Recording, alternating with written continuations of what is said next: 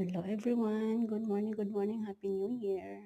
So guys, ito pala yung December 30 namin sa Pilipinas. So may may kantahan ng Senior Santo Niño sa amin, yung naiwan ng lola namin. Kaya kada December 30, kailangan kantahan siya ng pasasalamat. So yan po, sa Bisaya pa guys, mag-Bisaya ta, daygunan siya ba. So mao na guys, ako ang uyuan, ako ang insiangga, igsoon sa akong mama, kong mga igsuon, mao na sa Senior Santo Niño. Mao na yung mga kabilin sa moang lola na mama sa akong papa. So wala naman siya, wala na po na ang uyuan nga mo ay nagdawat ana. So akong manghod ang midawat sa mo na nga, di mo na yung mga kani guys, akong papa first year niya nga wala na sa moang kinabuhi, December 31. So muna guys, nagadto sila sa interior, nagduaw akong mama, akong mga igsuon, akong mga pagumangkon. So nagpahinungod na sila og mga pagampo. Gyapon guys nga bisag wala na tong mga mahal sa kinabuhi, ato gyapon silang iampo para sa ilahang kalag.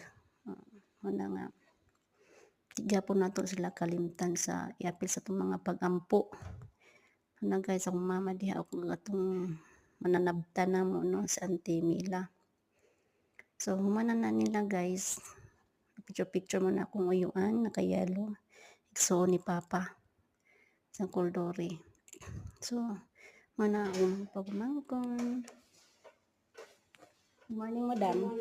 Kiniabot ako ang nanay. So mana akong mama, nag-video call na may anak pagkahuman sa kuan pagkadto nila minteriyo, nang uli na sila sa balay na tumanan na, nagsalo-salo na sila sa pagkaon ng igsuon. Sunod na ako si Dodong, tapos akong mga igagaw kung uyuan na mo na nagkanta sa senior ng Lando. So mo na siya, daghan kaming mga chika-chika diha akong mama ug akong igagaw nga si Linlin. So mo na diha guys no, nagchika-chika nami mga kuan akong pag-umangkon ana. So nahuman na guys, nangandam na po na sila para yung gabi sa New Year. Magpag-umangkon nga gamay, buutan kay na guys, tabian si Ryle, kumanghod nga manghura na mo si Joy Joy.